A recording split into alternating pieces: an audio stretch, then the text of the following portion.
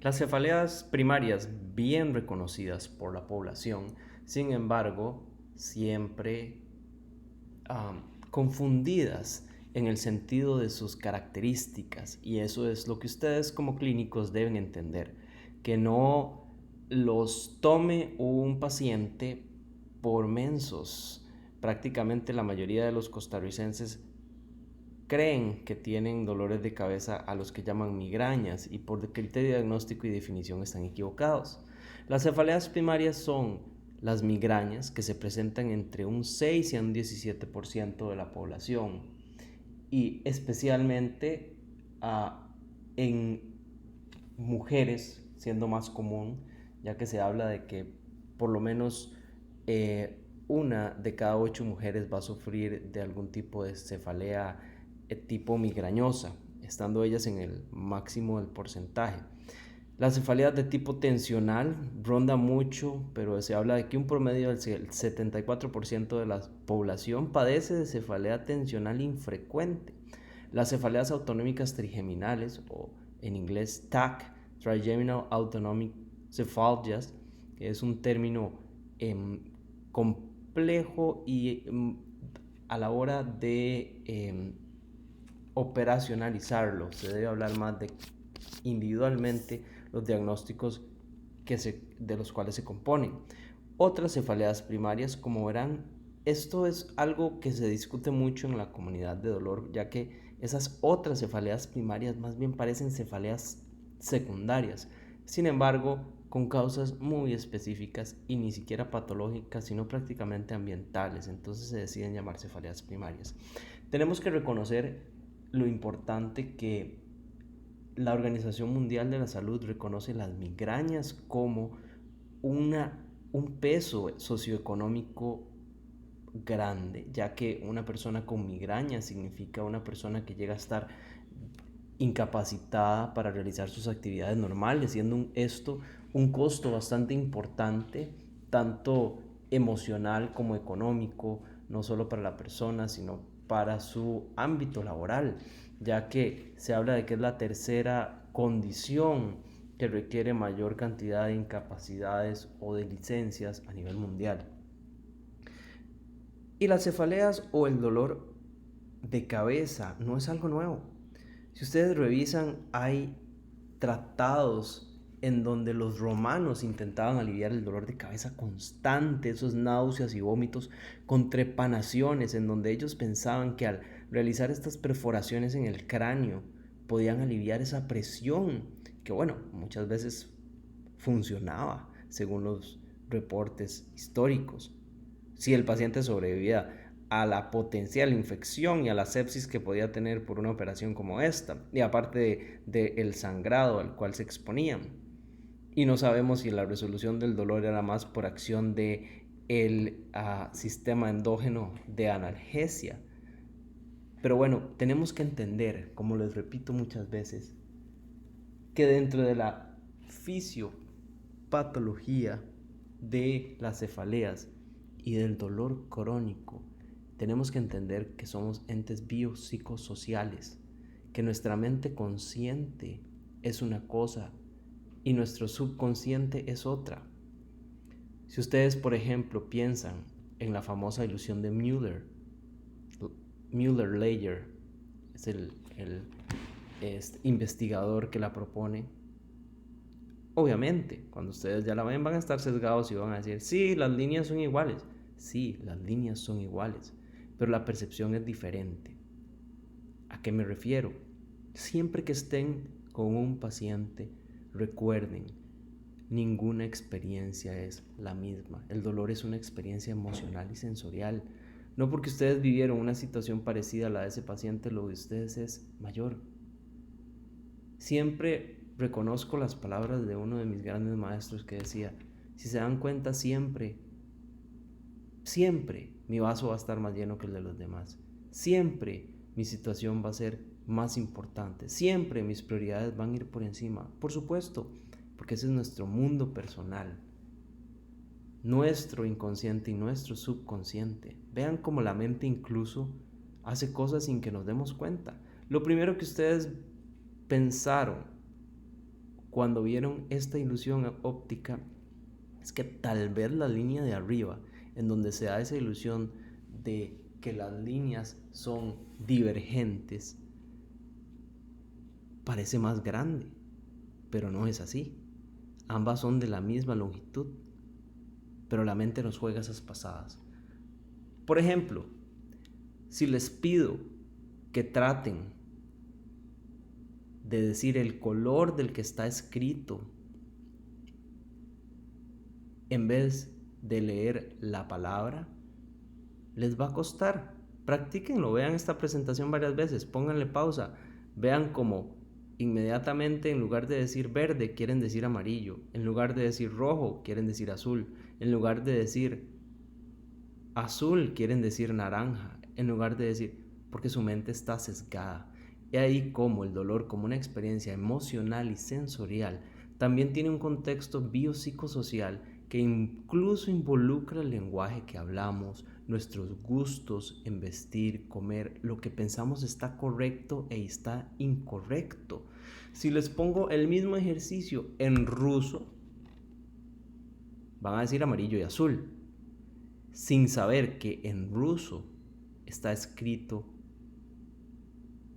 en teoría, no se los puedo comprobar, Google Translate me lo diría, esa palabra que está ahí es azul en ruso y abajo es amarillo en ruso. Pero muchas veces no podemos reaccionar de manera consciente a lo que no conocemos y reaccionamos de manera inconsciente a muchas cosas a las que ya estamos sesgados. ¿Y por qué es tan importante entender esto? Porque la hipótesis que existe sobre el por qué una migraña se dispara tiene que ver mucho con la homeostasis, iniciando en el hipotálamo. El hipotálamo, como ustedes recordarán, se encarga de esos ritmos circadianos, de esos ciclos que día con día necesitamos cumplir para en el sueño recuperarnos, para en el sueño liberar y recoger neurotransmisores y que nuestro sistema linfático pueda recoger todos esos productos de desecho. Imaginémonos entonces una persona susceptible genéticamente a que algún desbalance en el hipotálamo cause que se inicie el ciclo de la migraña. Es fácil escuchar gente que, sí, el vino me dispara una migraña, el chocolate me dispara una migraña. Bueno, se ha identificado que muchos compuestos químicos pueden causar un desbalance hipotalámico que termine disparando una migraña. Siempre les hago el ejemplo de una paciente muy querida, Susan. Susan me dice, doctor, después de hacer el diario de migraña que usted me dejó, descubrí que es el chocolate definitivamente lo que me causa el dolor. Siempre en el manejo conductual del dolor facial entablamos una conversación de manera empática por lo que le digo y que le hace Susan pensar que definitivamente es el chocolate. Si eso es así, ya tenemos el problema resuelto. Bueno, el dolor más fuerte que me dio en este mes fue la semana anterior, un lunes. ¿Por qué me dio? Porque me comí un chocolate a las 3 de la tarde. Bueno, si te puedo preguntar, ¿por qué te comiste el chocolate? ¿Tenías mucho antojo? ¿Tenías hambre? ¿Alguien te lo regaló?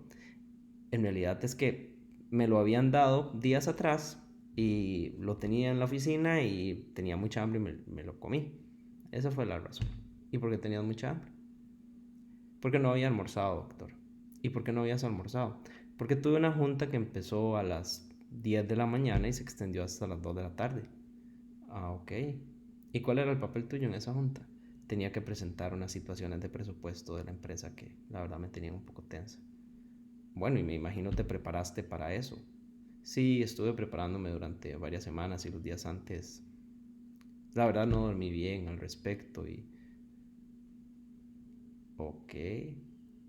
Y estuve tomando mucha cafeína, como usted me dijo que no tenía que hacer. Y la verdad también estuve tomando bastantes analgésicos para controlar un poquito de dolor tensional que tenía. Susan, ¿vos crees que era únicamente el chocolate? Definitivamente, si ven el ejemplo de esta paciente, doctores, todo va un poco más allá. el manejo de las migrañas, empezando por el asunto de la homeostasis. Vean que la homeostasis se puede romper por disrupción del sueño, por alimentos, por alcohol, por medicamentos, por fatiga, por tensión emocional. ¿Y qué se cree? La hipótesis es que a la hora de haber una disrupción en un sujeto susceptible, tenemos un aumento de la estimulación parasimpática en los núcleos primitivos, hablamos del núcleo salivatorio superior. El aumento de la estimulación parasimpática puede causar en ganglios parasimpáticos, en algunos casos, lo que llamamos síntomas autonómicos cuando está muy marcado, que es lo que hace una tendencia de que una migraña se convierta en una cefalea autonómica trigeminal, causando síntomas autonómicos. Pero pensemos en una migraña clásica, en donde se va a dar un ciclo llamado aura y pródromo antes, asociado a núcleos primitivos en el tallo cerebral. Estas fases de aura, pródromo, especialmente el pródromo, está caracterizado por síntomas inespecíficos: fatiga, cansancio, mal humor. Luego vamos a tener episodios llamados aura, en donde se va a presentar típicamente síntomas visuales, sensitivos, gástricos, que tienen una duración alrededor de 60 minutos. Posterior a eso, esta descarga parasimpática se cree que causa lo que llamamos una inflamación neurogénica estéril al estimular los nociceptores trigeminales en los vasos de las meninges, es decir, en toda la irrigación de las meninges, especialmente, muchas veces se pregunta, ¿y por qué únicamente en un solo lado? La hipótesis de esta fisiopatología es la cantidad de neurotransmisores que se puedan empezar a liberar cerca de ese ganglio trigeminal. Lo que ven en la imagen superior izquierda es las zonas en donde se da una depresión cortical, que es lo que se piensa es el causante del aura, gracias a resonancia magnética funcional se ha identificado. Mientras que en la imagen izquierda se habla de que múltiples neurotransmisores como óxido nítrico, gen relacionado con el pépsido de la calcitonina, se liberan cerca del ganglio trigeminal a la hora que se da esta sensibilización, causando esa inflamación neurogénica estéril.